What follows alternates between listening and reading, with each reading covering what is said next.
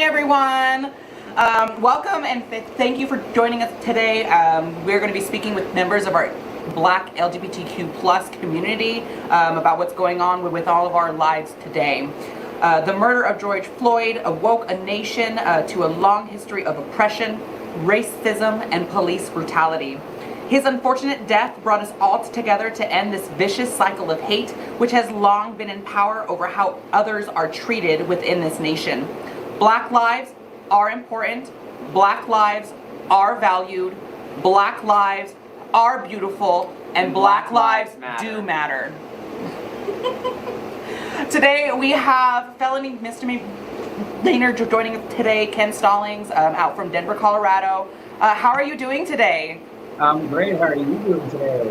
We're doing very good. Thank you so much for joining us today. Yeah, thank you for having me.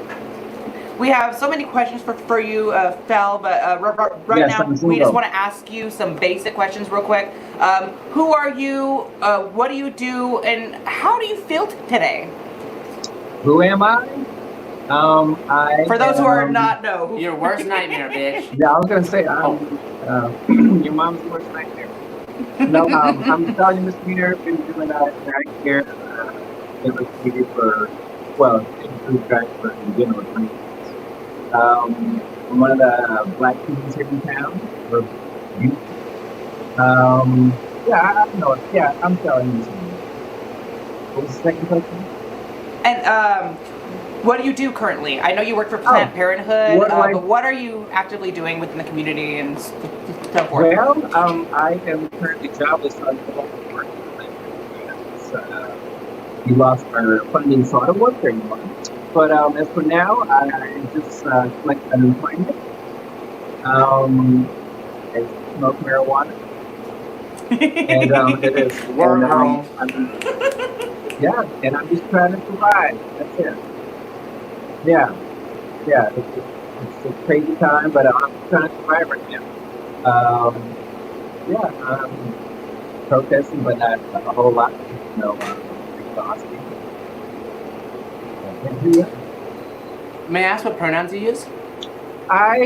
Pronouns or whatever. He, she, they, them. As long as it's with good intentions, it doesn't matter to me. Where have I heard that before? Thera, yeah. Speaking of our next guest, actually, we're going to go ahead and bring them on over.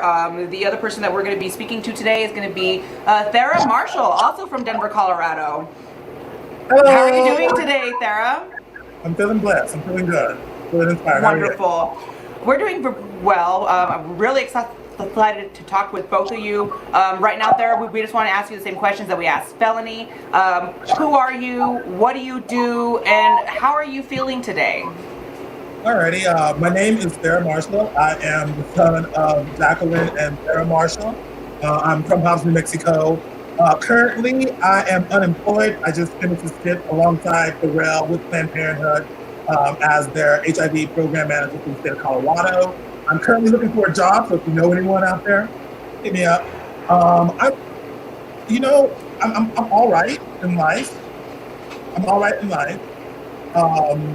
Today is a good day. There's been a lot of ups and downs and ins and outs and unsure and definite moments. But all in all, I feel inspired. I feel empowered, and I feel like the country is awakened, and we're hopefully moving in a positive and fulfill the nature of the dream of being an American. So I'm hopeful. and feeling all right. Thank you. Wonderful.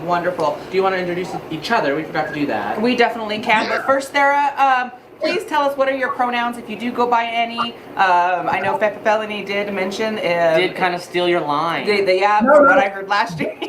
That is not my line. That's just the truth for a lot of people out there. I'm a type of person that if you approach me in a positive manner and your intentions are good and wholeheartedly sincere, oh wow. Prepare movie shooting. Are we going to make a movie? I don't know, but is this our show now, Fel? It is. Let's do it. Here we are. But when it comes to those things, I think we should just keep going, right? Yes. In case if it's still going. But I think that when it comes to pronouns, those definitely individuals that would like the proper pronouns attributed to themselves. But me, for myself, I'm just so free and open in that way. As long as your intentions are good with me, we'll be fine. So he, she, her, them, they, what up, bro? It'll be all good when it comes to name and pronouns. I hope y'all, did y'all hear that? Okay, good. Yes, we did. We heard every word. And I always say the same thing. I know I heard you last year. I don't care what you call me as long as it's with good intentions. I love that. And where do you both like come from, like that point of view to be so Open? How is that? Yeah, so open. Mm-hmm. I think our mothers, you know. Oh, yeah.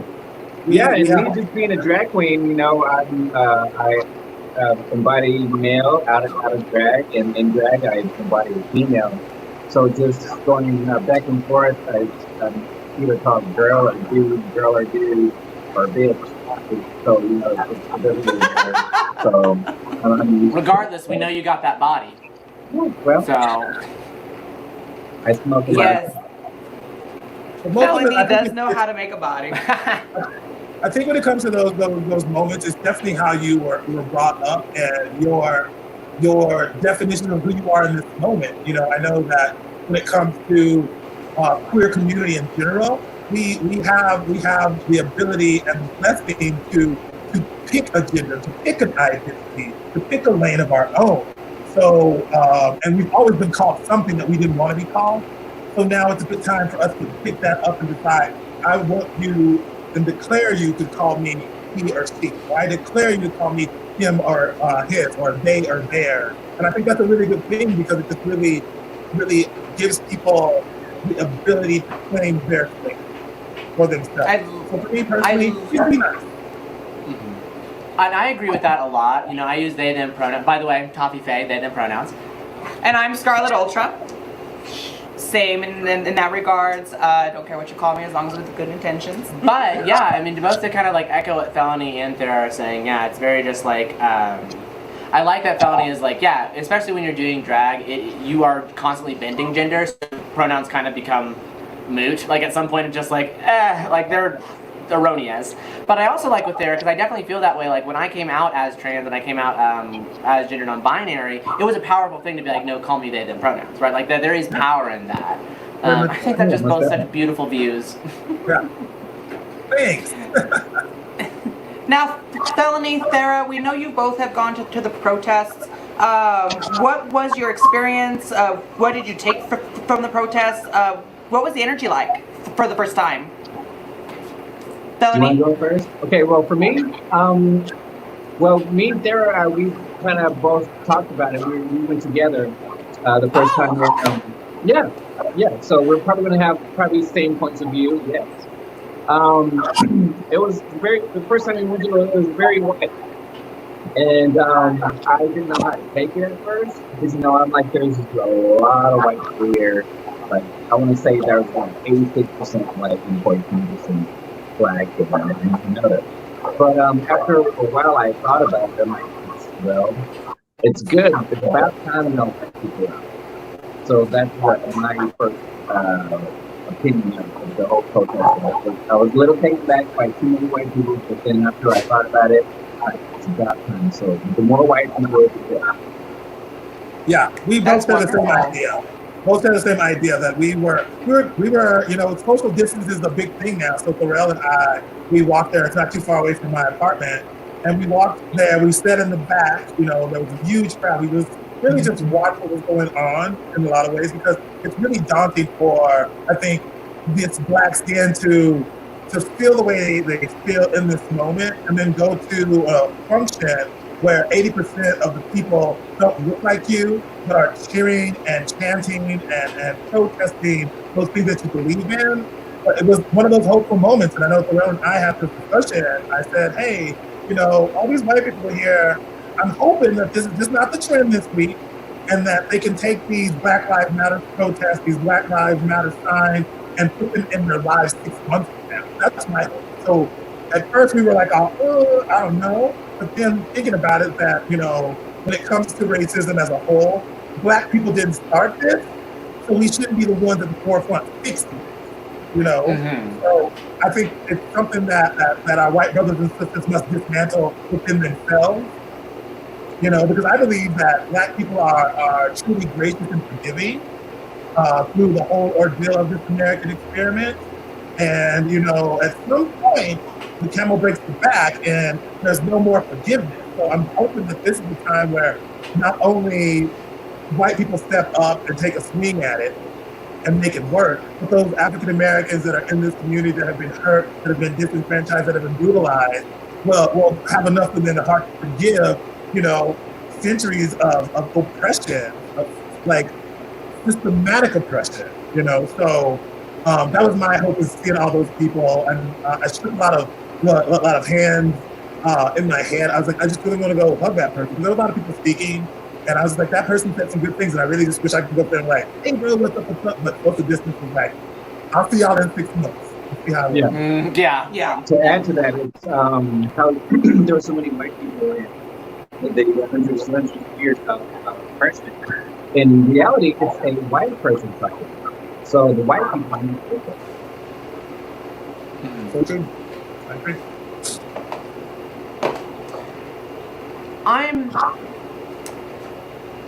I was just about to ask a question. It was about social distancing.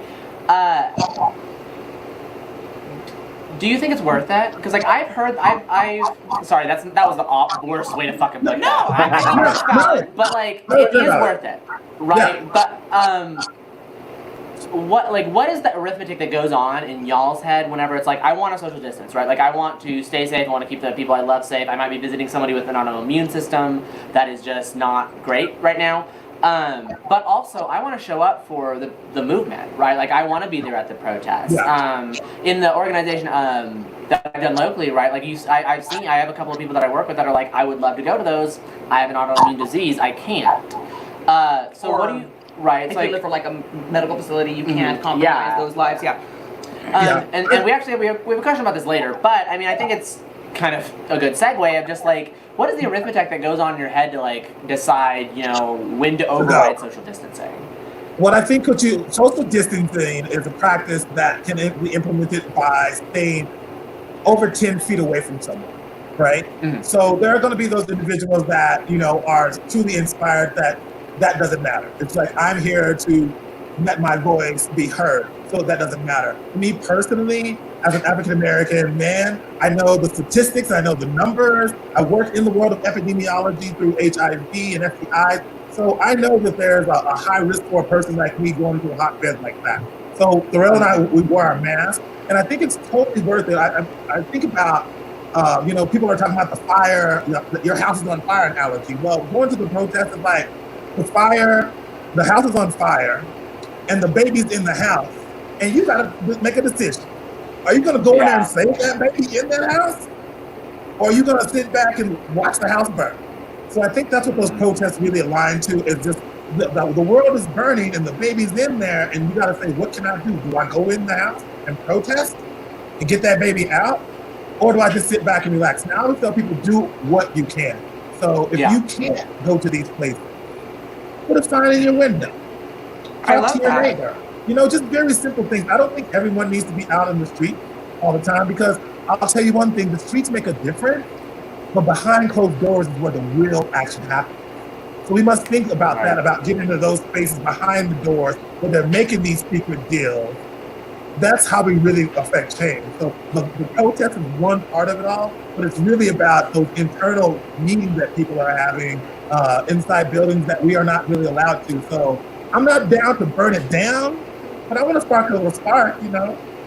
So I said, do what you can. Do what you can. Yeah, have those uncomfortable conversations. Yeah, have those conversations, you know? That's wonderful. And actually, to bring into that next question about how everyone can partake in this, regardless if you're like trying to stay quarantined in that regards. There's actually a question from the Rainbow Youth Center. A few of our Rainbow Youth members are watching currently, and they wanted to ask like what can they do? They're feeling very discouraged. They're under 18. They're not able to vote. They're within these families, and they're feeling so helpless and just watching the world kind of like burn up that way. But they want to be able to do something. What can they do? Well, they can educate their household who they live with. I don't know what kind of household they're in, but if they're living with people who are maybe subconsciously racist, maybe educate them and then to what's going on with that thing, and that they can in turn be that vote for them. Go out there and yeah, just I think just education is what they can do. Educate their peers, their immediate peers around adults, grandparents who are voting. If that's what we're talking about, being voting, being voters. Educate people who are voting to like get the good votes. Yeah. Sorry, Felony. I think we're experiencing some technical difficulties. Uh-oh. Give it just 1 second. Oh, All right, I'm sorry about that, Felony. Can you please repeat that? The question was, how can the Rainbow Youth take part in this? Being under 18, not being discouraged and so forth. You cut out at right about if they're being raised by somebody who's subconsciously racist and not getting them involved, and then it started to get a little choppy. Yes. Yes, educate the people around them. Say, example, an underage youth living with maybe their grandparents, which that happens. Grandparents or aunts or uncles that don't know what's really going on. To educate them on Black Lives Matter movement, on the education, teach them about Donald Trump, that asshole, what he's really standing for, and in turn, that education they will hopefully go vote and use that voice that you can't have that for me, if that makes sense. yeah. Yeah, and just to piggyback on that, when it comes to the youth, I know myself growing up, I always tested the waters, of what I could and could not do and what I could get away with. And I think now, since, Black Lives Matter is a very touchy subject, especially for white families. Parents believe one way, the kids are growing up another way. But I just think it's when you're young and you have the ability just to ask a simple question like, hey, mom, dad, I want to see if I can go down to the Black Lives Matter protest. That's just testing the water, Mm-hmm. And the parents may say no. And I think we should always respect our parents. But I also think that we should embed in our children and our friends' children about the future, because the things that my mother and father taught me when I was under 18, I lived with. But once I stepped outside of my parents' house to college, had my own friends, that's when I decided that those things that I loved about my mother and father's upbringing, I cherished. And those things that I was like, oh, that ain't really me. I have the opportunity at that point. So I just think about giving them that futuristic outlook, but then having them also test the water with their parents, because I don't want kids to get kicked out. I don't want families to be destroyed and stuff like that. But I think just a kid saying, hey, I would like to go to this protest, just let that parent know where that kid's mind is. And hopefully that kid is strong enough and has enough support around him outside his family that they could bring that to the future. Because not everything has to happen today. Not everyone's prepared to day to night. Not everyone's going to be ready to get down with the get down on day one. So we have to let people come into it on their own, especially if they're feeling a certain way. So I think give some kids some space. Parents, listen to your children, ask your children questions. Like, if you're not asking any kind of political, race, sexuality questions to your children, in a lot of ways you're sparing those children because they're going to find out some way, and it's not going to be your way. So yeah, give them some space. Okay. And I think there's also, if I may, I think there's also something to be said for youth is still leverage in the way of hey, politicians, I'm writing this letter and I'm going to be voting in 2 years. These are the changes I would like to see in 2 years, and if not, I'm going to vote for someone other than you. I think that's worth it. If that's all you can do it. I was an intern in DC, and we have to read every single letter that comes to us like that. We have to. It's by law, we have to. So even just that way of saying hey, this is where I'm at, this is how I'm feeling to your officials. And then also just educating yourself too, I think, is very helpful in terms of what local elections are going on. And where can these kids go to write these emails? So there's a ton of forms online essentially that let you say hey, who's my senator? And there's what's the term I'm looking for? Not a stencil, a blueprint, a draft. I'm missing the word. An outline, thank you. That was it. I was like, girl, it is gone. But there's a bunch of outlines too, where you can say like, hey, you know, I'm Darby from Minnesota, and I'm 18 years old, or I'm 17 years old. I'm going to be voting in a year. See, I wish I knew those resources when I was in school. I think the biggest resource is Google. Like, if you literally Google who's my senator, and you can Google letters to my senator, you can just plug in those words. It's a very Gen Z thing, mind you, but like, and it's effective. It works in a way, and even if you can't do anything else, it at least allows you to do a direct action, no matter how small. Yeah, and it's forward thinking. You know, if you're 16, you're writing a letter to your congressman, that tells you that this 16-year-old is maybe in the moment, but we're going to carry these values and thoughts into the future as they progress and are able to vote. You know, so I love it. I love it. And just to let all of our viewers watching, if you guys want to ask any questions at all, please type them out. We can go ahead and ask those here, and we'll be able to process through those as we go along. So in a similar vein, just because now we're just kind of the outline that I made for this is nothing.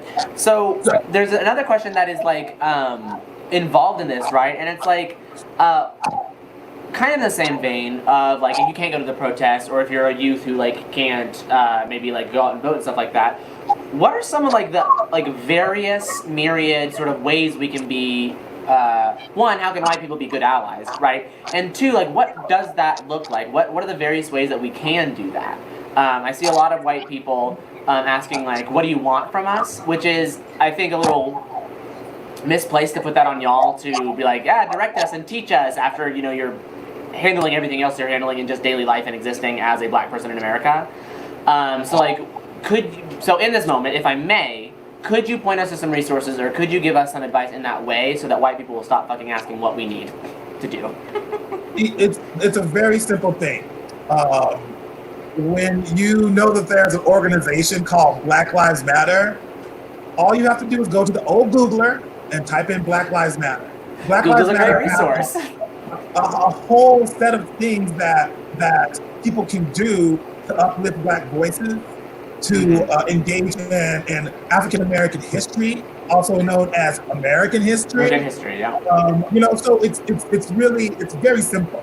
I think it's very simple. I think those questions are asked because it's a very nice thing to do sometimes. Like, you know, as white people, like, hey, like, what can I do? And I know you've seen this, but black people are tired of telling you what y'all need to do. And then us not doing it, right? Tired of educating y'all. When y'all was there the whole time, and now you're asking. Yeah, and I also think personally, personal innovation is better than instruction. So I want white people to do something that makes me say, I didn't even think of that as a black man. You know? Yeah. Not you all, but white people in general to step outside. Me too. Of that. I mean, me too. I'm white people. Yeah, you know, I say that because I'm always on the line when I say white people, because some white people get offended by the term white people. You know, so I'm always really easy about that white people. Depends on how you spell it, but I think it's just it's something that's on you. When you think about the things that happened to George Floyd, you know, what can you do as a white person that makes sure it doesn't happen to your George Floyd in your family? You know, I think we just have to put ourselves in those shoes and say, what would I do if this was going on with me? So now we know the problem. Now, what would you do if that problem was yours directly? What if you had black skin? What if you could not walk into a store without someone following you? What would your actions be? I think that's what white people have to do, is put themselves wholeheartedly in someone's shoes, and then have those educational conversations with their black friends. And if you don't have black friends, people, and I mean like real black friends, like I have some white friends that they can tell me the truth. They can like literally read me, you know. And if you know black people and y'all go to work and church and y'all eat hot dogs and make ice cream sundaes, that's great. But if your black friend can't call your whiteness out to your face, you don't have black friends. No. That's an equivalent. There's a big difference in having black friends and knowing black people. I know a bunch of white people, but I also have some real good white friends that will read me when I need it and will uplift me when I need it. So I think it's really about those kind of dynamic situations that we must really look into ourselves and flip the script. Because I always think about myself like, you know, when I see something racist and I see it pointed at racist, I feel bad for those people in a lot of ways. Like, that white lady is so mad about nothing, getting all worked up, assault, those things right there make me feel bad for a person because I don't have that in me. You can make me mad. I'm like, all right, I will litigate, but I won't go to the violence. So it's always these thoughts in our head, and I think that white people need to have those thoughts in their heads all the time, because we do. Thorell and I always think about our black. It's something that we wake up with. Yeah. Well, to add to that, the way more white people can be an ally is if you're in a position to do it, hire more black folks. Yeah. That I think that's called direct action, right? Like that's another form of direct action. Is just like, and we have somebody, Martin Walker in the chat saying like, patronizing black-owned businesses, right? Donating to local protest organizers, take water to protest. Thank you, Scarlett. And donate to bail funds. All those are really good things too. I also think, and you kind of echoed it there with feminism, right? You'll see it on the internet. People be like, "Oh, men suck," and then you'll see these men in the comments that are like, "Not me. I'm not the men who suck," right? And I've seen a lot of feminists fire back and be like, "Listen, if you're not the kind of guy that sucks, if you're not the kind of man I'm talking about, you wouldn't feel the need to be upset about me calling out your manness," right? Like that right there is a red flag. So like, especially in white folk, I'm a white person talking to you. If you are called out for racism, and your immediate reaction is, "How dare they? How dare they call me out for that? That's rude. That's disrespectful. That's racist. That's racism." Like that's what that looks like intrinsically, and you have to fight that, and you have to sit in it and be uncomfortable. Because God knows we're never uncomfortable, and be like, you know what? I did do wrong, and I need to do better, and cognitively hammer that yourself, because that's our fucking job. That's the least, sorry, I keep cursing, and I was told not to explicitly. That is the least we can do. We have Rainbow Youth here as well, so that's why we've been trying to refrain from cursing. Oh, sorry, kids. It's okay. We already knew what was going to happen. I'm about like a sailor. But I mean, like, how can we have those conversations? Should we abandon those kinds of people? Is there some kind of way that we can hold on to that? I know that's like wishful thinking with humanity. Yeah, I think you're kind of touching on Thera and Felony. I know one of you said it, but like having those difficult conversations. I think it was Felony. But like having those difficult conversations with people, educating those people, right? That's why you should never abandon everything. Will be a teachable learning. Yeah, you have to approach those situations with grace. Like if you're trying to get rid of racism, the last thing you want to do is throw a racist out. It's really about like trying to come to terms with this person and settling down a situation and being forgiving of someone's ignorance or someone's learned hatred. I have to forgive that. If your mom and dad taught you to hate black people, hate queer people, hate trans, I feel bad. I feel bad for you. Because it's so much easier to love. That's a lot of energy to put into a situation. To hate. Oh my God, no. Draining. It is. Very much so. Except for my hate for Donald Trump. I could do that every day. Girl, that's intrinsic. You want to talk about intrinsic. That is just there. Yeah, and I think, because we actually had this conversation. This is based off real experience. Real raw. Where it was like, especially again, as a white person. And I mean, in the same regards, like I love conversating in that same regards. Just say talk. Conversing, thank you. Yes.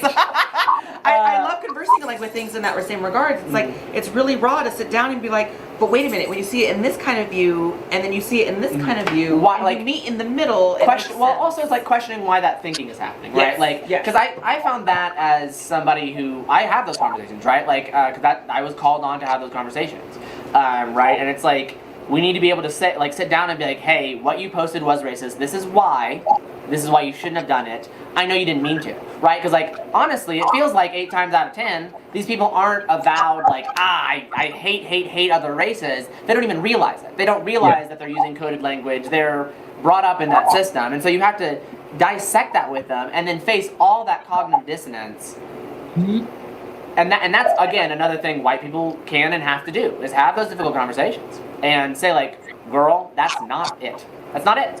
Toffee, you've done some work, sister, and I appreciate that. Thank you. It's literally the least I can do. And that's what we're looking for. We're just looking for individuals that are trying to change the dynamic in there. Yeah. I don't want, you know what? I don't want anything extra. I just want to be seen. I want to be respected. And I don't want to have to work 10 times harder to get what some person that doesn't look like me can get. I really don't. White mediocrity, baby. I don't have any children, and I don't want my nieces and nephews, my little cousins, to have to feel like when they go into college, they have to do 10 times more. They have to be 10 times better. They have to speak 10 times. I don't want that. I want them to be like, I'm valued. I got in here, and I'm going to go do the damn thing. Not look around and see their classmates and be like, I'm really going to have to be better than all these people just to be valid, in this world. So I just think, like, as you said, Toffee, like, having those uncomfortable conversations and showing some grace when someone doesn't see eye to eye with you. I listened to I listened to a podcast called Minority Corner. Shout out to Minority Corner. Black gay run podcast, baby. It's the best. But he talks about space and grace, right? Like, you do have to give people the space and grace to grow. That space can be away from you, right? Like, that space can be far away from you. But you still need to say, like, hey, no one's above redemption, hopefully, right? And that being said, if like a Nazi came up to me and was like, hey, I've reformed, like, I'm no longer a Nazi, I'd be like, cool, go not be a Nazi in a different town from me, please. Like, and I trust you to grow and learn, and if you don't, well, we'll see, but like, I don't want you near me for a safety reason. And so I think space and grace is important, as important as accountability, right? Because, and we kind of go into cancel culture, and a whole conversation I think y'all had, Thera and Scarlett, about chasing clout, and like, where do we draw the line between like we sorry to dominate this. No. I just constantly think all the time, so I'm like, words, but like, we see this sort of separation between, hey, white people, be anti-racist, hey, non-black people, be anti-blackness, right? Like call that shit out intentionally. But that being said, there's also like, Ryan said something and so did Riggs, so look at that. We'll get to that in just one moment. But like, so that being said, is like, how do we sort of balance like rewarding anti-racist behavior? And I don't know if rewarding's the right word, but like validating anti-racist behavior, and also like, who's chasing clout and why are they chasing clout? Why is that intrinsically negative? Sometimes it's not. Some people might seem like they're chasing clout, but I'll give them this. If you are trying to chase clout and you are elevating black voices, elevating black businesses, elevating black ideology, you're gonna get some of my clout. I'm gonna just give it to you. And that's just the way the world works. No one gets involved in something without wanting someone to see the work that they've done. Or there's a little bit of ego in it, right? Very much so. We all have it. We all have that little ego, but to call someone out for doing something that you're not doing, I think it's just petty, for me. So if someone's calling me out there, oh, you're doing this Black Lives Matter talk because you want to be the best black man in the world. Well, that's your problem, because that's how you feel. I'm doing it because I know this is something that I have to do, that I must do. Yeah. So I think chasing clout is a 2020 word that I don't really attach myself to. Everybody chases clout. Everybody wants to be somebody. Being somebody is clout. Come on, man. Yeah. Well, I'm going to have to agree, but disagree a little bit there, because there are those influencers out there that are out there just doing it for clout. They're just selfish for that reason. Performative activism, right? I think is. They're not really out there for the movement. They're like, hey, I'm here. I'm doing something, but I'm really not doing anything. So there's a those clout chasers. That's what I'm not a fan of. And there, you've seen them. I'm sure you've seen them online. Yeah. Performative activism. Those are those people that, not a fan of, and hopefully they will all get called out next time they do. Yeah. Those individuals, I'm talking about the ones who actually work. Like, if you're actually doing work and people are like, you just want to get clout. No, she's actually doing the work. But if you stand around drilling your hand trying to act like you boarded up from forward and taking pictures and then you walk away. No. Which we've seen online, right? Yeah. Yeah, I've seen that before, but I mean like real activism that comes with some clout, you know. And I'm just thinking specifically to the situation that we were talking about a few days ago, where someone was coming at a person that was just trying to do something good for the community, and them doing something good for the community came out as an argument, like, "Oh, you don't care about the community; you're doing it for clout." But I'm like, this person is actually holding a. So, how they doing it for clout when they're actually engaging in the community? They're actually doing the work. I just thought it was more personal. I would say, check where the message is coming from, because sometimes the message is not underlying issues in the message. Nothing does. The cloud's good. I want some clout. I want people to know me. I want people to But in know the right way. In the right So way, though. It's almost as if, I don't want to say ends justify the means, because that usually has like a negative connotation, but it's like if your actions do have a positive influence, it's like the clout becomes respect, right? Like, so clout is like pseudo respect in the moment that solidifies into respect later on when it's like the actions are proven. Yeah. Work. Yeah. I like that. Yeah. And in the same regards, I mean, since we're asking about it now, are you guys promoting yourselves? Are you guys accepting any tips? Can we put up some kind of Venmo for you guys? We are asking if you guys are going to be donating, please donate to Black Lives Matter directly. If you guys do want to donate in some kind of way, I know we're doing some bail for the protesters to get out easily. You can go on to There's Obama.org. it's National Bail Fund is what it's called. Thank you. Yeah. But yes, you can go to Obama.org for more information on that. But yes, how can we promote you? How can we help? Well, you can use my Venmo. I wasn't expecting any, but yeah, it's Felony Misdemeanor.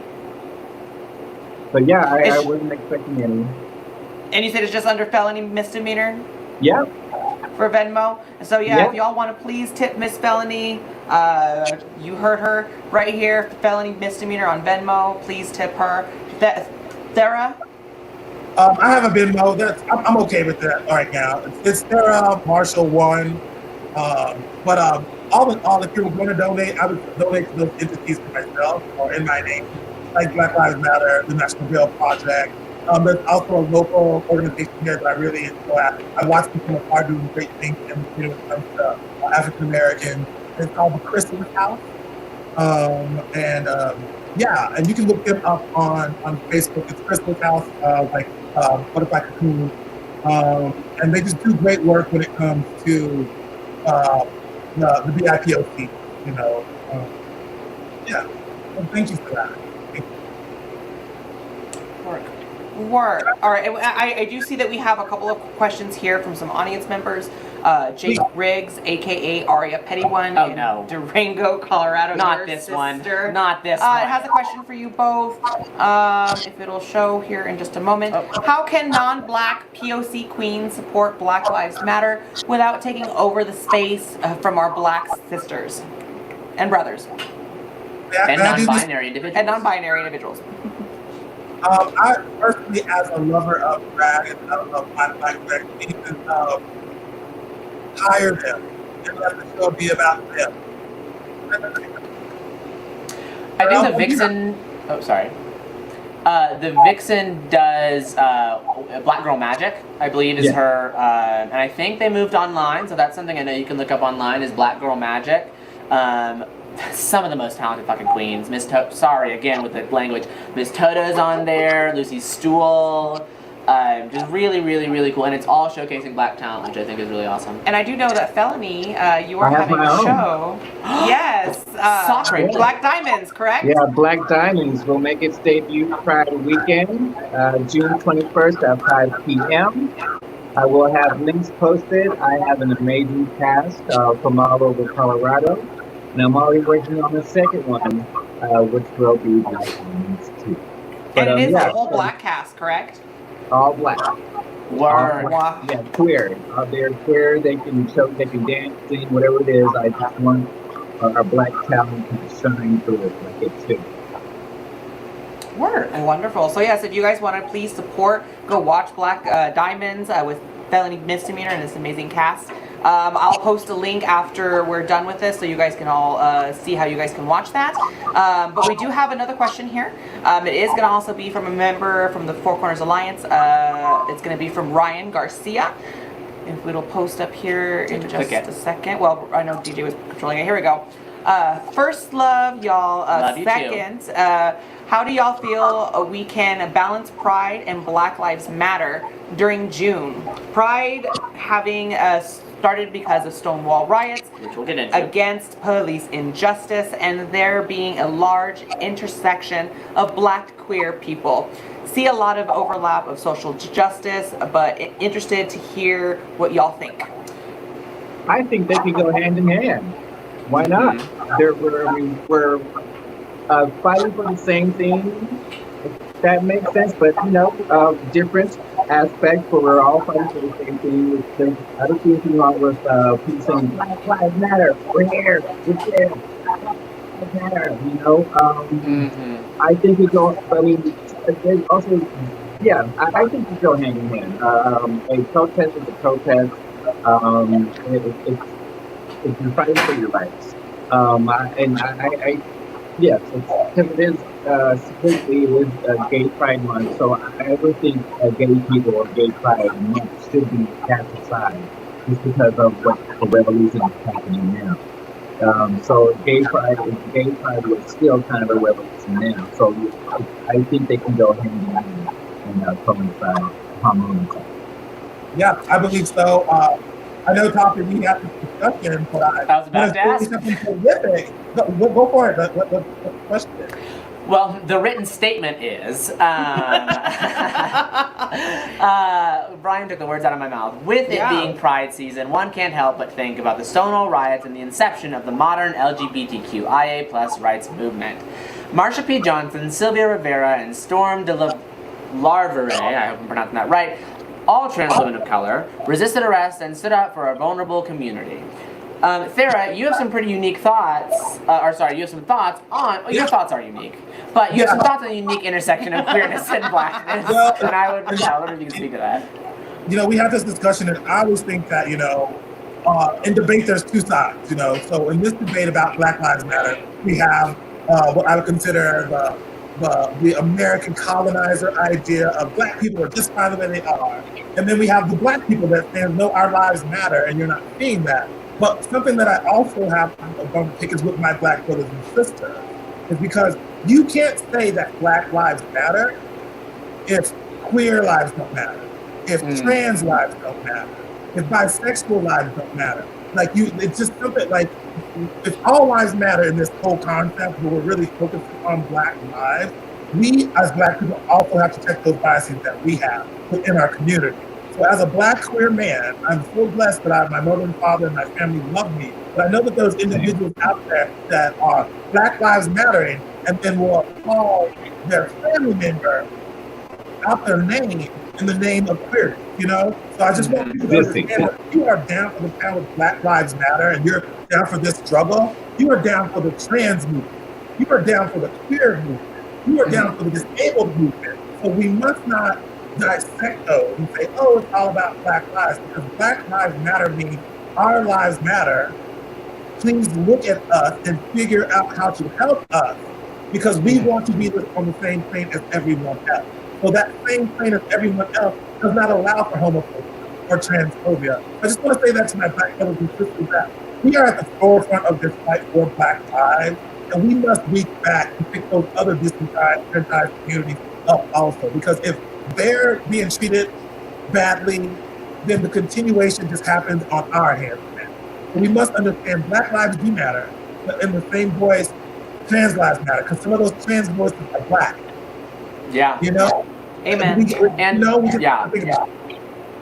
And I believe Black trans women are the most, not to tell you y'all's business, but are the most at-risk population currently right now. And the number's abysmal. I don't want to get into it because it's incredibly sad, but Black trans lives matters especially. And I've seen a lot of protest signs specifically centered around that. And I think that's such a nuanced take on it, right? Of just hey, this is and again, I'm a white person, so I don't want to put any words in anybody's mouth. If I need to shut up, just tell me to fucking shut up, and it's gone. But I Sorry, think, kid. oh. You're good. You're good. Sorry, children. Continue. MDMP. I'll try harder. I get so back. It's okay. It's okay. But you know, it's like, it's really a. I don't want to say it's really. Right now is the fight for Black lives. It is what's in the forefront, and it should be. It's been the longest. All of it, you know, feminism, queerness, transness, blackness, POC-ness, like all of this is fighting and resisting white colonial principles, right? Like it's all fighting cis-het white men who have been in power for way too long, you know, and it all kind of interweaves in that way. So it's like, especially, you know, I have a problem, you know, calling out my own people. I have a problem with the white gays who are so quick to be like, oh, I love being gay, I love being gay, I love being gay, but cannot stand to be near a trans person. You know, That's can't valid, have a race filter in their grinders. You know, it's like that. That is a betrayal of the very movement that gave you rights to even think like that. Yeah. You can't pick and choose equality. You know that? You can't Mhm. pick and choose equality. If you want equality, that's for You have to everybody. give equality. Yeah. That's it. Equal says equal. That doesn't mean like, oh, this other person is diminished and we still have these people lifted up here. Equality means we treat and respect people on the same level across the board. We look into their character, into their actions, and then we apply our reactions to those things. So equality, Black Lives Matter, as I said, when things are at the forefront, you must reach back and pick up those small pieces in the back and pull them to the forefront with you. So that's my whole point about Black Lives Matter. If you're into Black Lives Matter, if you're a black person and you coincide with the ideas of Black Lives Matter, you can't be homophobic, you can't be transphobic, you can't be phobic of anything because you are a phobia yourself. People are afraid of you already.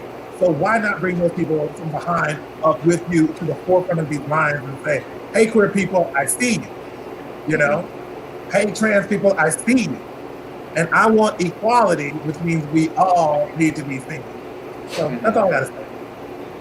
Alone we're minorities, together we're majorities. I love that. That's how it is. And with that being said, the next question that we do have for you, and just to keep in mind, everyone who is watching, if you do have a question that you guys want to bring forward, please write it in the comments. We'll be able to read it out here, broadcast it. But currently, right now, with the right for peaceful protest, what are your feelings on the government setting a curfew? Do you have any comments on the malicious tactics used by protesters? On protesters, excuse me. Thank you.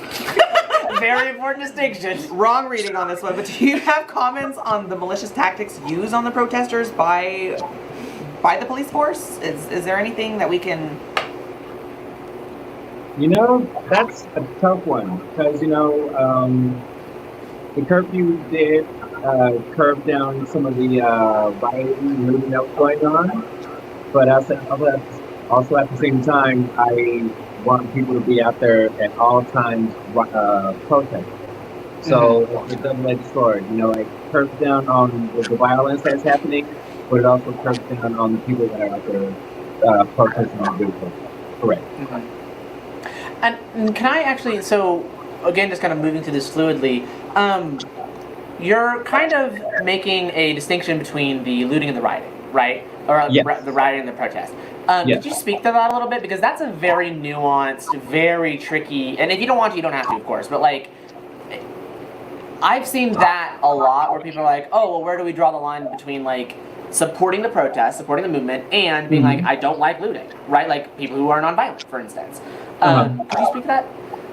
Well, looting, rioting, it has its place. You know, I see why if people loot and riot. If I was in that situation, I don't see myself not doing it either. Like all the haves and have-nots. The have-nots is, hey, we're sick of this, and we're gonna take. We're gonna take what we don't have, we're gonna take with ours. Maybe not with ours. For example, the police station, they took over that police station, and I felt it was absolutely necessary. but also at the same time, um, I I'm a peaceful person. I like to protest peacefully. Yeah, you can get out there and fight and yell and all that stuff, but at the same time, you could get your point across without having to resort to violence on both sides. Police and communities and rioters and the protesters.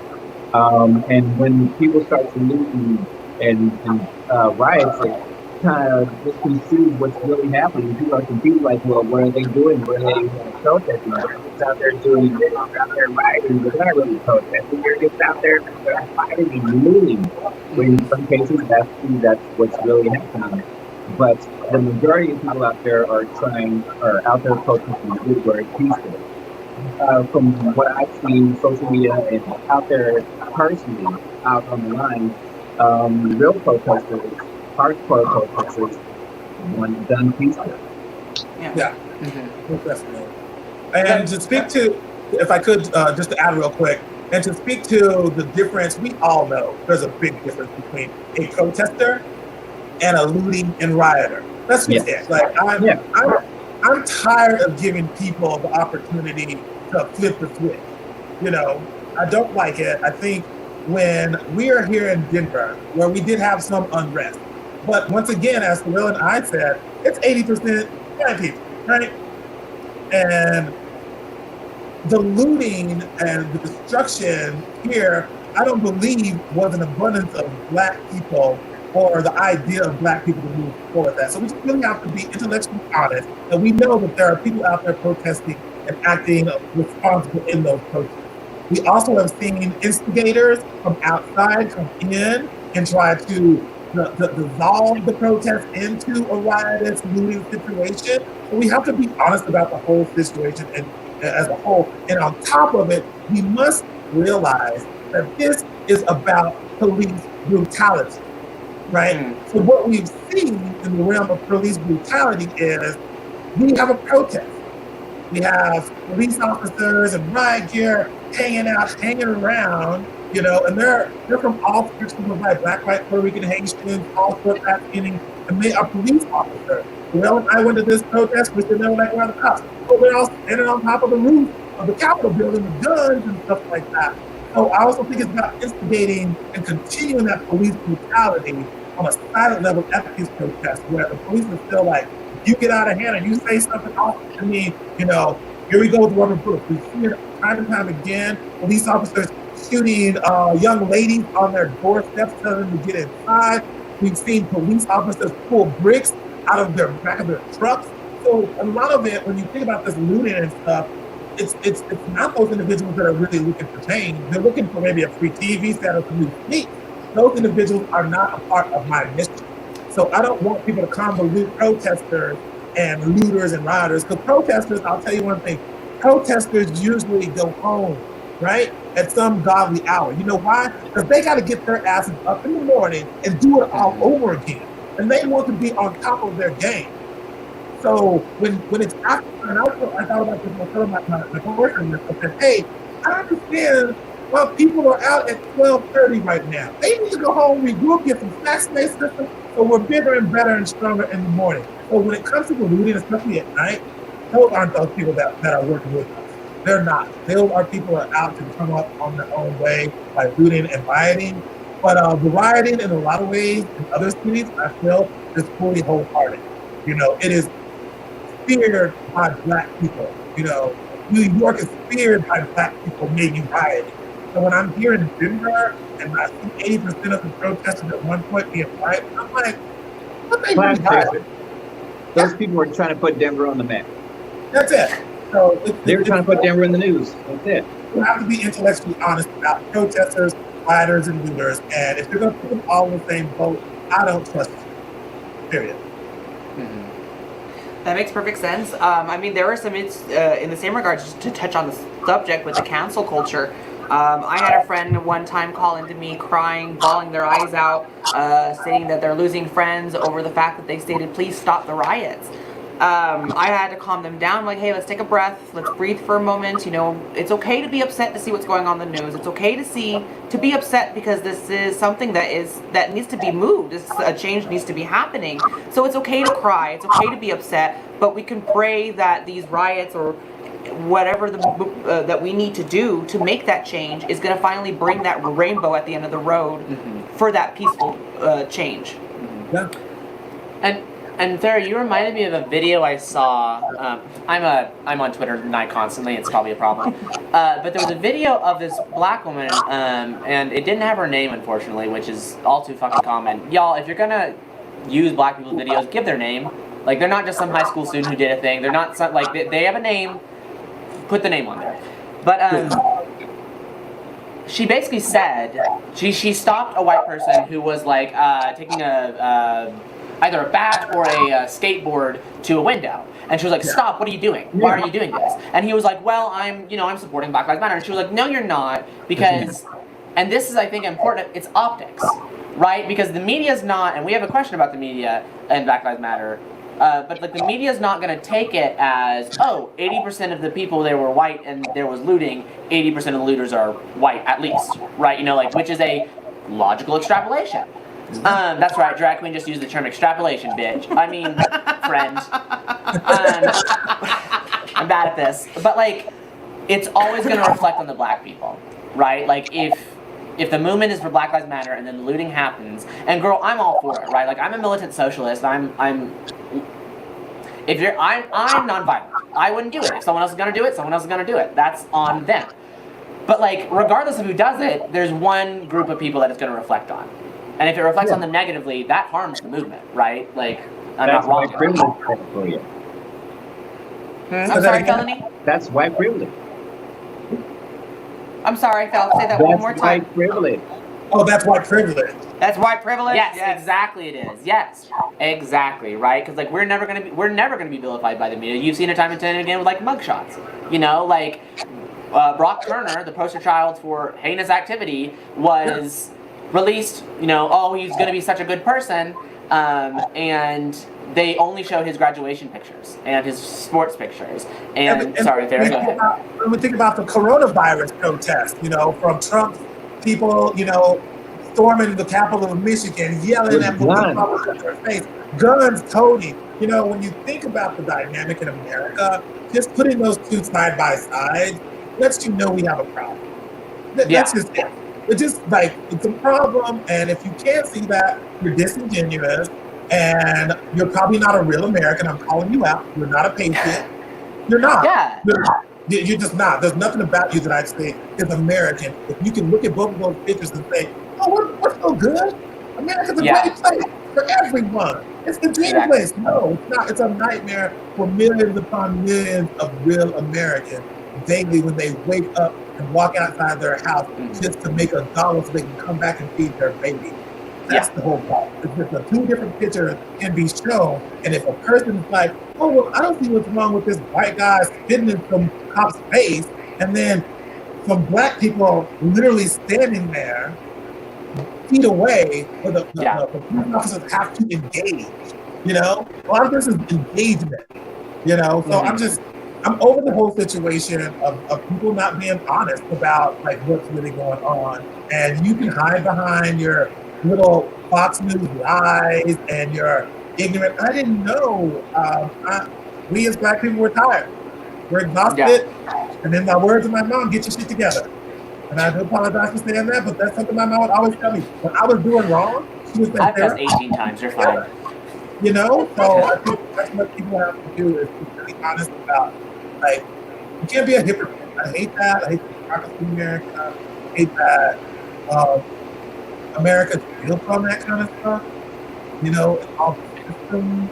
It really hurts my heart because there's a lot of people that aren't as blessed and lucky as well as I, coming from where we come from, the families that we come from, that literally are in the trenches their whole life. Yeah. Their whole life, and there's no way to get out unless someone is trying to elevate them and giving them the space to be elevated. So I'm kind of pissed. Rightfully so, right? Like, anger is the rational emotion to be feeling right now. Like, that's, Yeah. And then with that being said as well, how do you feel about the media portraying the Black Lives Matter movement? Is there anything that you guys want to see or something changed? Yes, I want people to get off Fox News. I want people to get off MSNBC. I want them to get off CNN. And I want you to look up a young man by the name of Roland Martin. He is one of the very few epic. Oh my dog is just attacked me. He's one of the very few African American journalists that gives a full-on Black perspective about these things. I don't want to hear what white people think about Black Lives Matter. You know, I want them to do the part.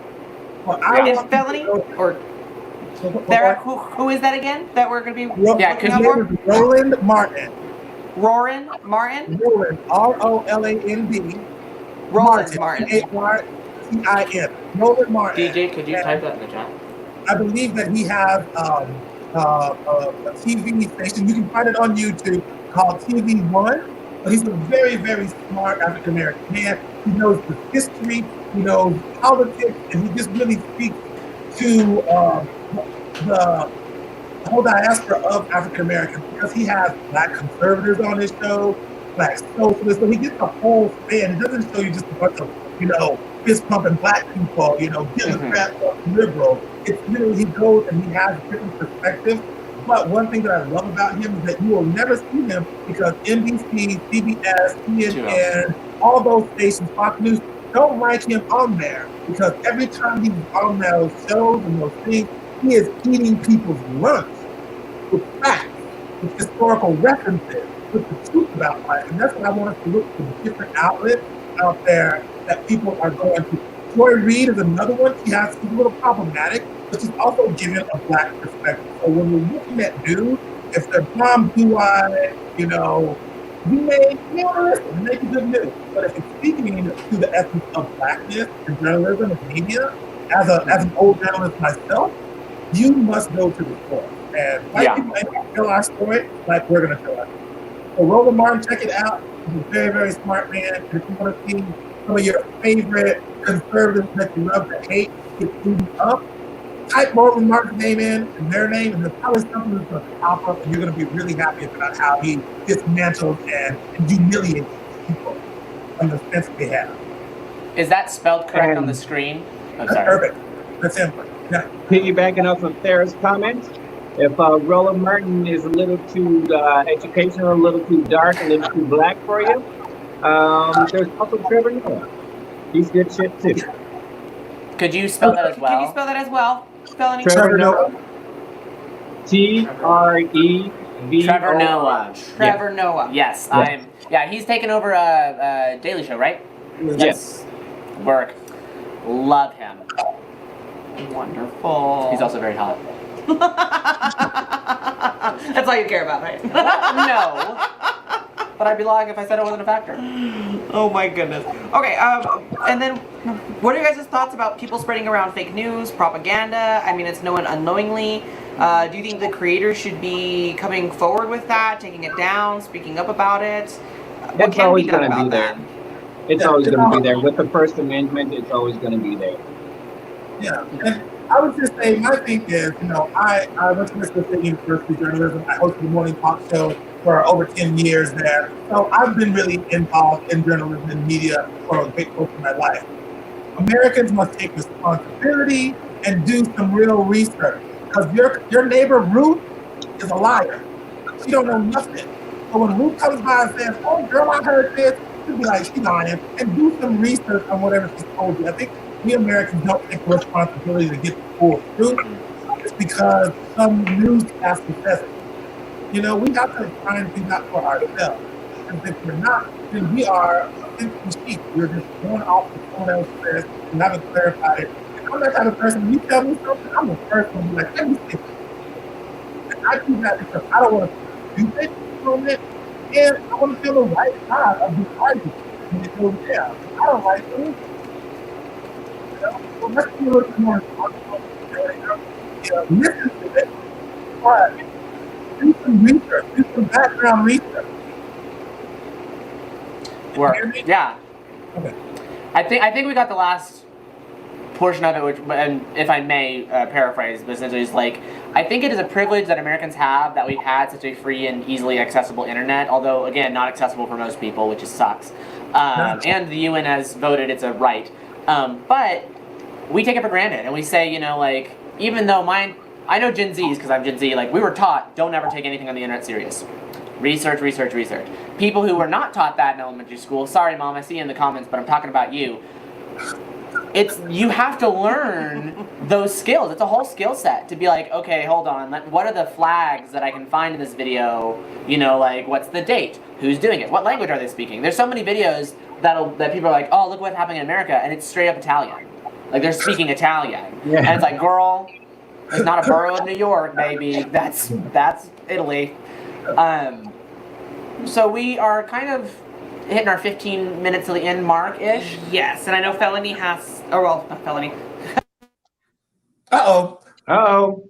Let's do a show, girl. Okay. Hey. Yeah. But, so Thera, What's up? what do you think will be the end result? Oh, hi, I'm back. Hey! What are some self-care tips can y'all give? Like what self-care have you been doing? And also, like, if you have suggestions, no? Work. You know what self-care? I'm the worst. Thera knows this for years and years. I'm the worst at self-care. I will go. Thera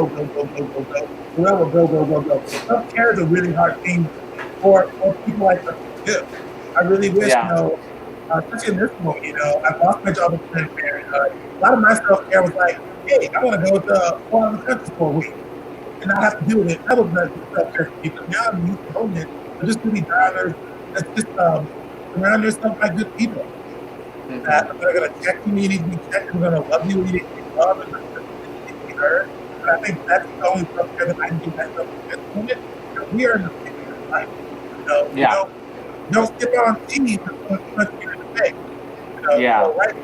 Self-care is having meaningful discussions with individuals that can help us and them moving the needle. That's self-care for me. So when I have a conversation with them, I'm like, you know, this is the thing for us. That makes me feel better. That makes me feel a little more relaxed about the fact that we're here. Self-care is not relaxation, right? And a lot of us aren't relaxed. We're exhausted. We're tired. We get there. Yeah. Self-care for me? Smoke the marijuana. Yes. Marijuana? Every once in a while. Yeah, self-care, live, laugh a lot, take some time to watch something funny. Laughing really does heal the soul. Try it out.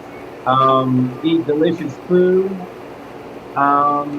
And self-pleasure. Get it, girl.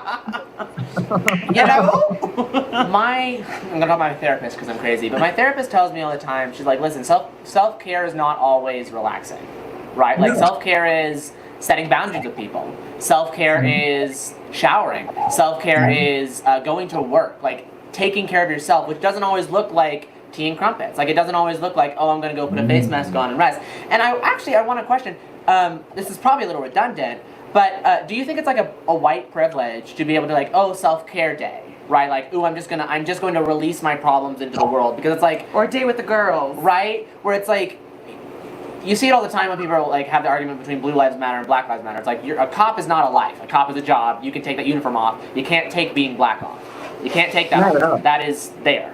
So do you think it's a white privilege source thing for me to even ask that question about, like, hey, what's your self-care? And it's like, we don't get it.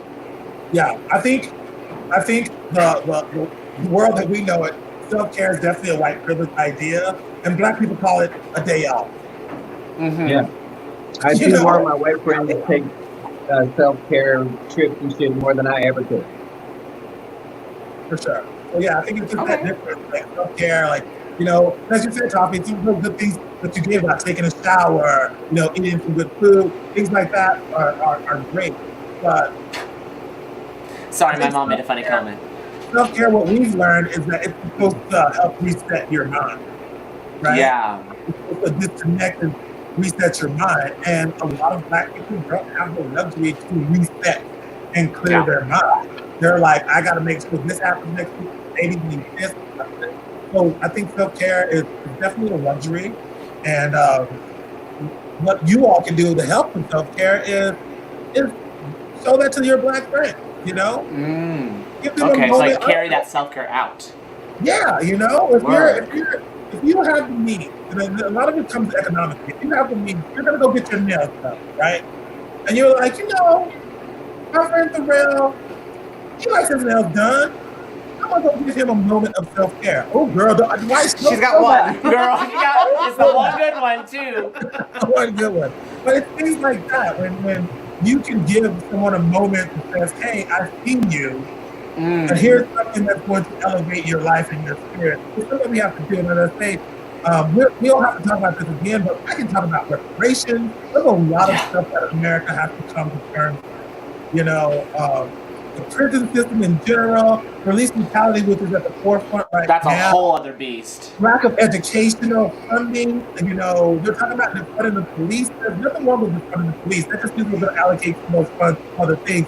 And it'll whittle down some of those police officers that should not be there, you know, and make them find a new job. Maybe they should be out there as a essential worker, packing up some groceries and go up there and do some real work. Yeah. So I think we need to think about how we can elevate black people in that movement. You know, and I don't mean give them all your livelihood and stuff like that. If you have a moment to give a relaxation situation to a person of color and an indigenous person of color, if you want to talk about them too, because we're all in the same boat. BIPOC, let's go. You know, like we just have to think about those cultures that started this country and held this country together for centuries, and now it's time for them to get a massage on my back. You know? And then just real quick to just touch on the subject, because I know we did discuss it a little bit, Thera, about the police. What are your guys' thoughts on people with saying, you know, support all lives matter with the police, all blue lives matter in that regards? How do you feel about people like trying to like turn away from the police, completely go against them? And then for those who are on the other side of it, be like, hey, no, let's also like try to support the police that are not that kind of character. What are your guys' thoughts on the police right now? Again, a nuanced situation. Yeah, it's true because you know I have police friends, and I know those my police buddies are good people. They do their job well, at least from what I see. But yeah, it's just like all black people are not criminals. All police people are not criminals. So yeah, I definitely support the good ones, but I definitely want the bad ones out. I do support, I don't want to say defunding, but definitely the deconstruction and reforming of the police. Refunding. Right. I'm sorry? Like No, deconstruction and reforming? Thank you. Not refunding. Reforming. Yeah. And I think that definitely needs to happen. You know, maybe either use that money that's sort of defund, take that and get some new police officers that have an education, train them very well. You know, not just hours, but we're talking about, you know, how months, years of training before you can actually get on. Police force. I think when it comes to the police in general, I have my cousin Tel, my cousin Danielle, who have been longtime police officers in the Dallas-Fort Worth area. My father, my grandfather, who are also military. So I've got a lot of these individuals in and out of my life. I appreciate the police. I don't appreciate police brutality in the system. So when it comes to defunding, it's not saying we're going to get rid of the police. So that is a falsehood, that's a lie. I'm going to dispel it today. That's not what it is. Defunding is, let's say, I think in LA County, a third of their budget goes to policing, right? Of their whole entire budget, billions of dollars goes to policing. Now what we should probably do is say, hey, you know, we've had 13 murders or whatever the number may be, and these murders didn't look good. These officers don't seem like they're doing the job they should be doing. We have to make sure that police don't always have to be in a situation. Police should not be handling mental health situations. They just shouldn't. There's no reason for a cop that is not trained in any type of mental health issue to come in there and try to settle someone that's having a breakdown, whatever the case may be. So we just have to think about how we can do that. Educational funding. They always do fund education all the time. They're always doing it. That's why these kids are barely learning it. So defunding is not taking all resources away from police and community. It's just allocating those funds to children. So I would say help police. Yeah. You know, because we've always heard that police don't want to come up with someone having a mental health issue and try to diffuse that situation. They're not prepared. But if we have social workers that are identified as individuals that might even go with the police, the police might be involved in the call, but they have someone that can literally talk to this person in a way that diffuses the situation and gets everybody out there safe. But that's not the issue that we're talking about right now, because police brutality in the system of policing is the problem. We got to think about where policing comes from, which is the slave trade, and these white folks trying to all slaves that ran away back in, and then to Jim Crow. You know, there's just so many layers of policing, and we got to strip them all down and pick those ones that are here to help the community. We have to have police officers that are from your community, in your community. I don't need some white dude from Glendale that I don't know, that don't live in my neighborhood, that ain't my neighbor, come in my neighborhood and tell me what's going on. The best policing is when you have officers from that community engaged with that community in policing, because you hold them accountable. When I have a police officer next door that has been my neighbor for 10 years, and I do something wrong, and he comes to me, it's a totally different piece than some random person from some other county or city to come in who has no idea who I am. He knows I'm not a threat because he's my neighbor. And he knows I'm gonna call your mama. You know, he has these tools that he can utilize as some person that does not know this community, does not know these people that come in and they're terrified. Policing is a scary job. You signed up for it. But what they did not sign up for was handling situations that are not of their work job. And that's the problem. I want to defund it and get money to those situations that can really help communities and elevate them from education to policing. You know, that's just it. And I, again, not to take up too much space, but there's a bill on the docket right now called the 1033 Senate bill. It's different than what Kyle's bringing up, but we should take that question here in a second. Yes. I just want to say real quick, this is another facet of like why there needs to be police reform and we need to really look at it. The 1033 Senate bill, thank you, Ollie Wolf, for telling me about this. Essentially, it allows police departments from anywhere in the country, no matter how rural or how small, to receive military-grade equipment as surplus. And they have to use it within 6 months, and they get to keep it. So I know right now the town of Durango has over 100 sniper rifle scopes. We're a town of less than 15,000 people, I would bet. I might be wrong about that number, but we're small enough, like we don't need that. We don't need the 2 armored boats we have. We don't need the car. No, it's 2, I found that out. Like we don't, like that stuff oftentimes, and you have to use it. Like the bill says you have to use it within 6 months of receiving it in order for you to keep it. And so the sheriff, it's the sheriff's discretion, is like, I want to keep these things. So officers carry around an AK-47 in your car. And then it counts as being used.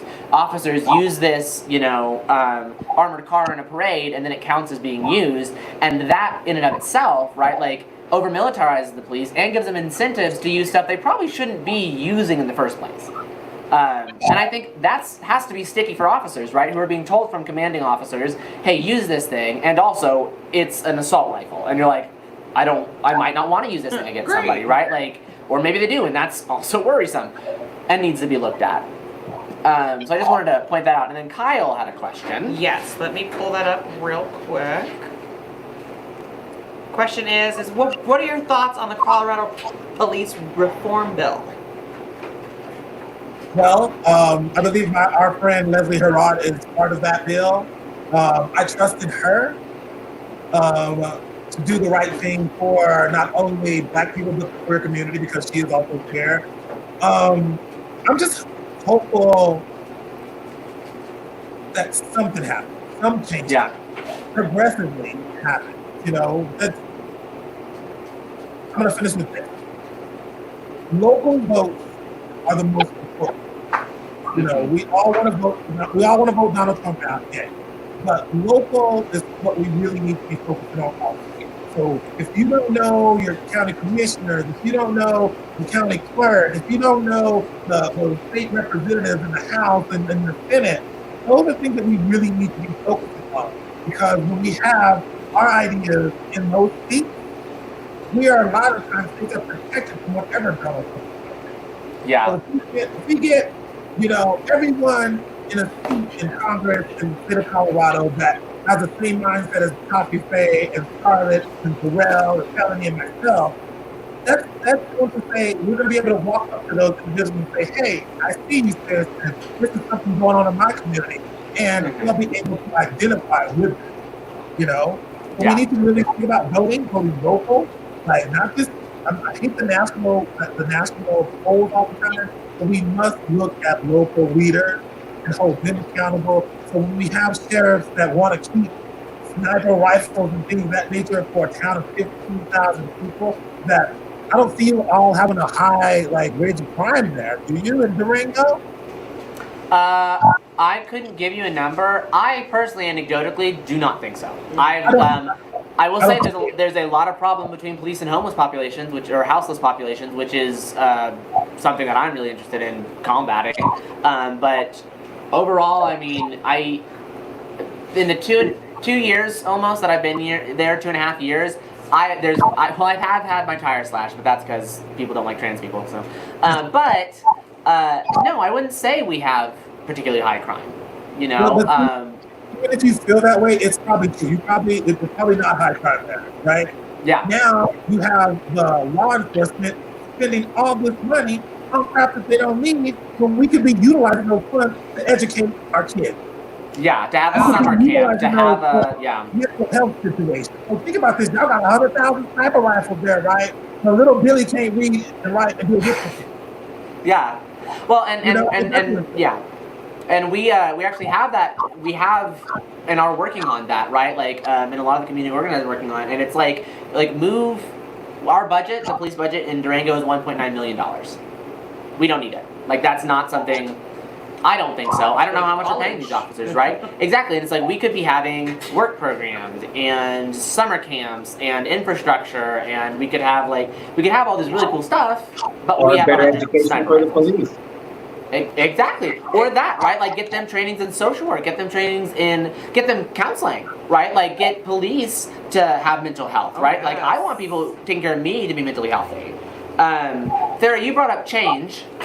Do you want to ask that question? Actually, yes. I know we are running out of time because I know Thera was only able to stay on with us for about an hour and a half. So the last question that we do have, and if anybody still has any questions, please feel free to put them up now or forever hold your peace. I think you and I could stay on another 30 minutes to ask questions. Yeah, we definitely could if you guys want to talk any further. But right now the question that we have, the last one here for both of you, is what change do you want to see happen? When you close your eyes at night and when you dream, you wake up the next morning, what is your hope? What is the hope that we're all hanging on to see at the end of this rainbow of racism? Rainbow of racism. I don't even want to say rainbow of racism, but this. What rainbow do you see at the end of this tunnel of racism? I know. Here's a better analogy. Yes, thank you. Well, I'll be honest, it's not going to happen in my lifetime. Mm-hmm. No. I'm being truthful, it's not going to happen in my lifetime. I've been around for 45 years. I've had my grandpa who's been around for 100 years. It's been around for 100 years. It's not going to happen anytime soon, but I would love to one day I made a post on Instagram today about being black is walking into a store and feeling like I have to buy something, even though what I went for is not there. I go to the store and I feel like I have to buy something just so I'm not look like I'm stealing something. Yeah. That's a terrible feeling. So one day I hope to wake up in the morning and not see some black person killed or harassed by a policeman or someone going into their church and shooting them. I want to wake up in a world where everything is the way I see it. I say this, sorry kid, I suck, I don't discriminate. I want everyone to not discriminate. You suck a Yeah. white dick, same way you suck a black dick. You suck a black dick, same way you Sorry, roll a children. Mexican dick. Sorry, that's just my analogy.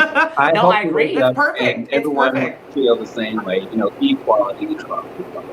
Yeah. But again, it's not going to happen. And it's sad to say. I mean, I wish we could see it in our lifetime. Yeah, I just want people also to know that Terrell and I see things through a different lens in a lot of ways because we are sexual health educators. So a lot of our Oh yeah, sorry. ideas, no, it's all right. I just want to give people some background. I think I'll be we've been out and about teaching people about sex. But to answer your question, what do I see?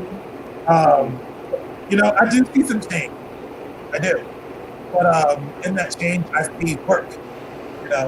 So if you ask me this question in 6 months, and I see people doing the work, it might be different. And I think Terrell might feel different if you actually see people doing the work.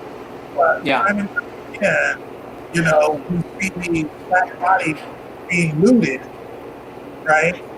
And people get up in a heagle and they raise up, and then 6 months later, we're right back at it again. Yeah. So I'm here to hold all my brothers and sisters accountable in this moment.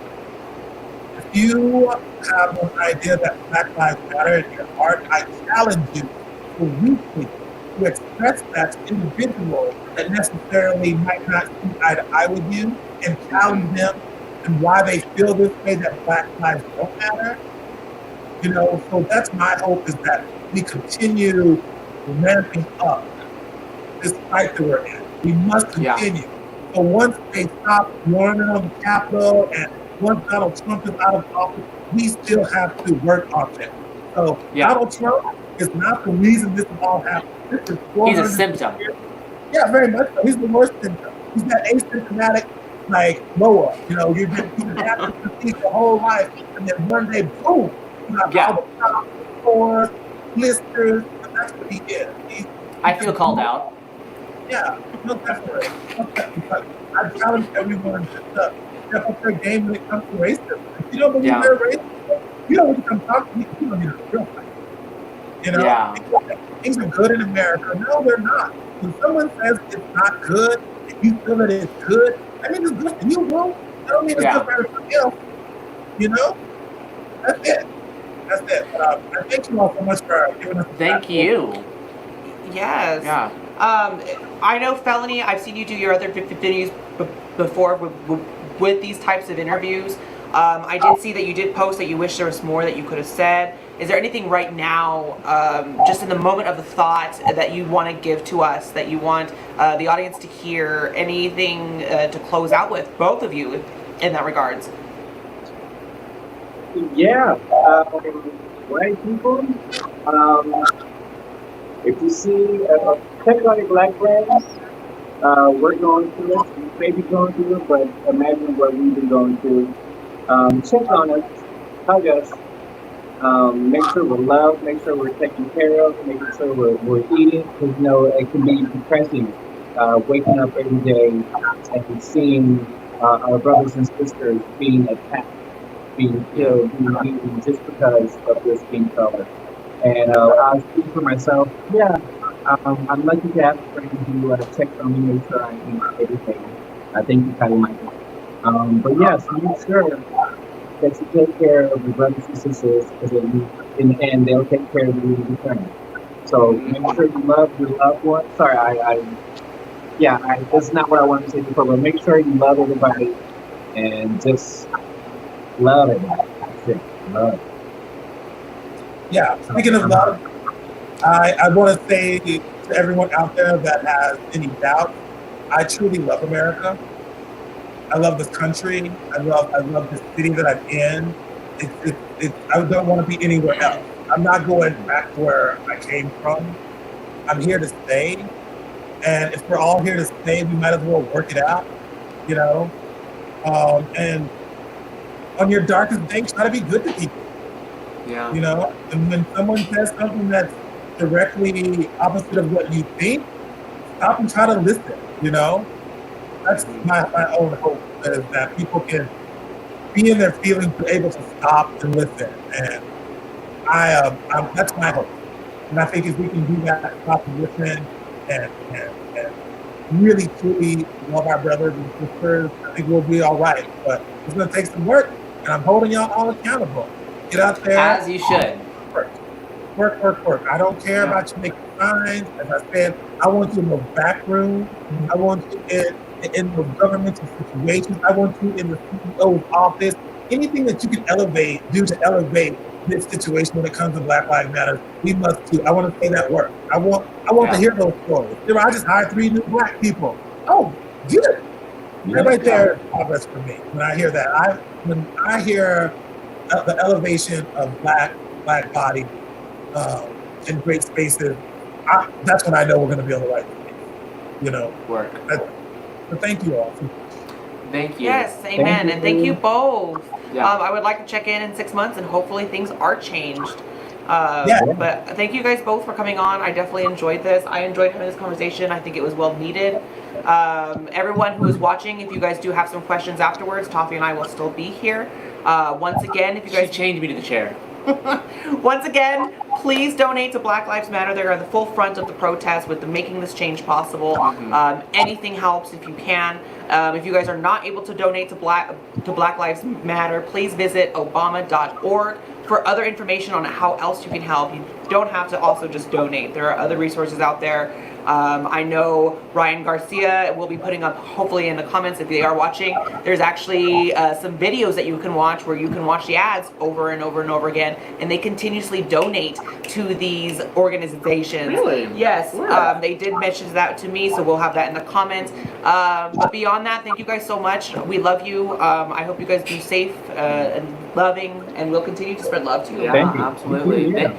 Thank you guys so much. Thank you very much. Black Bye, Lives guys. fucking matter. Sorry, kids. Yeah. Adios.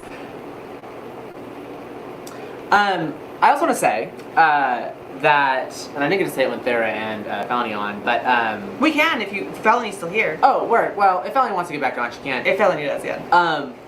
We can see you, Felony. We can see They you, Felony. You can shake your heads if you want to come back on. Yeah. Hold on. Well, I don't think they can hear us. No, I but have we to can hear. film my video. Not a problem, sis. Thank No you problem. so much. Thank you again. Thank you. Bye. But it was Angela Davis, who was a Black Panther, still alive, amazing author, spokeswoman, activist, just amazing all around Black woman, right? She says 2 things. 1, white people, we are lucky that Black people want equality and not revenge. Yeah. Internalize that. Thera said it really well, that Black people are having a lot of grace and forgiveness right now. We need to respect that. Really.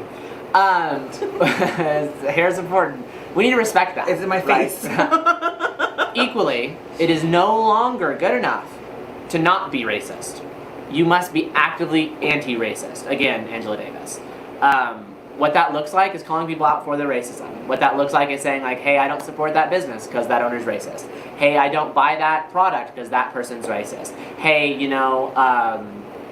demand from celebrities for them to donate. Use those platforms. We didn't get to it. We had a question about like, should celebrities be using their platforms? I think so. I think so. Right? I mean, like, Whether it is for clout or not, at least, be a part of that movement. yeah, and regardless. even taking clout out of it, any white person making money in this economy right now has to understand that we are making money off of slave labor.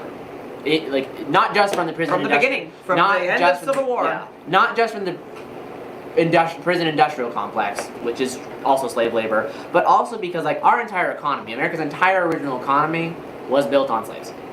That's it. Any money, any generational wealth we have as white people was built on the back of slaves and immigrants. And that's full story, point blank, period.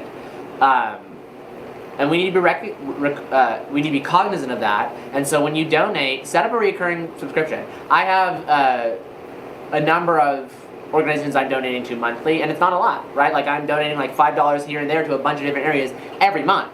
And sometimes I make other miscellaneous donations, right? But like I'm making sure that every month something is going somewhere, regardless of how small that is, right? I mean, like any amount helps. Truly, and it's do what you can as powerfully and effectively as you can, because otherwise there's not going to be true change. Does that make sense? Yeah. And just to keep an eye out there, if you guys are uncomfortable with like talking with people openly about how to bring about this change, if you're dealing with like some a hard situation with someone who's having a hard time like crossing to that side or comprehending on what's going on, please feel free to reach out to us. We're more than happy to talk with you. I'll clock a bit. Well, not even in With that my regards, words. but I mean, everything is about a discussion. Yeah. We can have a discussion, come to terms, and sometimes people just need to have that. And I'm glad we were able to do this today because I'm hoping that I'm walking away with something great with this today. I really am. But I hope you as the audience will as well. Whether you sleep on it and wake up the next morning and have a sudden realization to go talk with a million friends about, hey, I'm not okay with this, and that's okay. Yeah. That is okay. And I think it's also, if you don't have the language, learn the language, right? Like, that's another thing, too, is, like, don't feel bad because you're like, okay, I'm going to say this as a white person. If a black person contradicts me at any point, believe them, not me, right? Like, but in my experience, I've learned it's just like, a lot of this is nuanced. A lot of this is complicated. A lot of this has, like, language and verbosity that is very hard to grasp, like the word verbosity. And there's a lot of history, too. If you're Right. not caught up on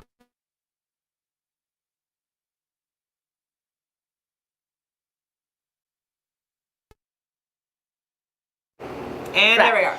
But so, like, if you don't really, like, there's resources online. Again, Google's a really good resource. Not to be blunt, but, like, Google's a really good On resource. Netflix right now, Right. currently, there's a Black Lives Matter whole section Mhm. of documentaries and movies that you can watch. I just recently showed you this morning the 13th yeah. Amendment, about the 13th Amendment and its loopholes and how dark it was back then during the end of Now. Civil War. Even now, how it just carried on. So educate yourself and get ready to have those conversations. Because even if you can't have them now, in 6 months you better be able to. All 8 people watching. But tell your friends. Like, educate your friends. Educate yourself. Be able to have those discussions. Because if you're not, because bigots balk at actual data. You know, if somebody's arguing with me about trans lives and that intersection, I can throw a bunch of stuff out there that make them go, oh wait, there's weight behind this. This is more than the propaganda I've been fed. This is more than the narrative I've been fed, right? So, like, you need to learn these things. You need to know activists. If you don't know a black activist, I'm losing people. If you don't know a black activist, learn one. Learn one. And you know what? Not everyone can be an activist. You can't learn in a day. True. It's not going to happen in a day. And 2 people? So 3 people. Hey, thanks. But thank you guys so much for watching. Just you. as a quick reminder, in a couple of weeks we will be having Digital Pride broadcasted here on my YouTube channel. So please, please, please, please, please subscribe, like, share. The most help that we can get is going to be most useful and helpful. But yes, it'll be happening June 27th at 6 p.m. Is going to be the festival date. We have performers from myself, Toffee Faye, Aria Pettyone, Double D, Lila, Charlize Darwin. Charlize Darwin. So many. We even have Nicole. Kidman? No, can we pull up that flyer real quick? I need to have the flyer up, otherwise I'm not going to remember these names. Because I'm so bad. Actually, 2 people. pull this up. What do I do? I don't know. Pull up and. But yeah, so please, if you guys can go watch the flyers down below, we'll put it up.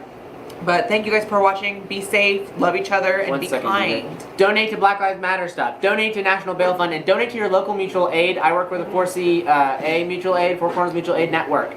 Donate to mutual aids. They provide direct service. And keep talking. And keep discussing. Just say talk. Bye, guys. Thank you so much.